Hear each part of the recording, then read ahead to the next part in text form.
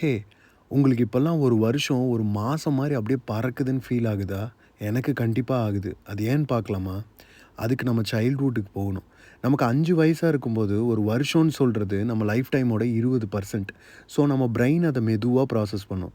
அதுவே 30 டூ 40 வயசு ஆகும்போது, ஒரு வருஷம்ன்றது பார்த்தீங்கன்னா, 1 டூ 2% ஆஃப் த லைஃப் தான். அதனால அது சல்லுன்னு போயிடுது. இது மட்டும் ரீசன் கிடையாதுங்க. சைல்ட்ஹுட்ல நம்ம ஒவ்வொரு விஷயத்தையும் என்ஜாய் பண்ணி பண்ணுவோம். சம்மர் ஹாலிடேஸ் முடிஞ்சு ஸ்கூல் போக ஒரு எக்ஸைட்மெண்ட் இருக்கும். புது கிளாஸு, புது நோட் புக்ஸ், புது டீச்சர்ஸ்ன்னு டெய்லி ஏதாவது ஒரு சர்ப்ரைஸ் ஆர் அன்எக்ஸ்பெக்டட் ட்விஸ்ட் இருந்துட்டே இருக்கும். ஸோ அந்த மெமரீஸ் எல்லாம் பிரெயின்ல நல்ல ப்ரோலாங்டா ரெக்கார்ட் ஆகும். ஆனா இப்போ அதே மார்னிங், அதே ஆஃபீஸ், அதே ரோடு, அதே ஒர்க்கு, அதே கம்ப்யூட்டரு இத திரும்ப திரும்ப பண்ணிட்டே இருக்கோம். இதில பிரெயின் ஞாபகம் வச்சுக்க என்ன இருக்கு? ஸோ பிரெயின் என்ன பண்ணும்னா, இது எல்லாத்தையும் ஆட்டோ பைலட் மோட்ல போட்டு விட்டுரும். மெமரீஸே இல்லாதனால டைமும் டக்கு டக்குன்னு கடந்து போய்க்கிட்டே இருக்கு.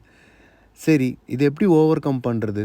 ரொம்ப சிம்பிள்ங்க. நம்ம ரொட்டீன கொஞ்சம் மாத்தி, நம்ம பிரெயின திரும்ப ரெக்கார்ட் பண்ண வைக்கணும். உங்களையே அன்கம்ஃபர்டபுளா ஆக்குற விஷயங்கள கத்துக்க ட்ரை பண்ணுங்க. Likes public speaking, learning a new skill, going to gym or even for a long walk. லைஃபே ஒரு ரொட்டீன்ல விடாம சர்ப்ரைஸ் எலிமெண்ட்ஸ இன்க்ளூட் பண்ணுங்க. சடனா ஒரு ட்ரிப் போங்க. புது புது பிளேஸ்க்கு டிராவல் பண்ணுங்க. புது புது மெமரீஸ கிரியேட் பண்ணி பிரெயின ரெக்கார்ட் பண்ண வைங்க. Then you can literally slow down time. இப்படி பண்ணும்போது நம்ம 80 வருஷம் வாழ்ந்தாலும், அது 200 வருஷம் வாழ்ந்த மாதிரி ஒரு மெமரீஸ கிரியேட் பண்ணும். நம்ம டைமும் நெறைய இருக்க ஒரு ஃபீல் கிடைக்கும். இத ட்ரை பண்ணி பாருங்க.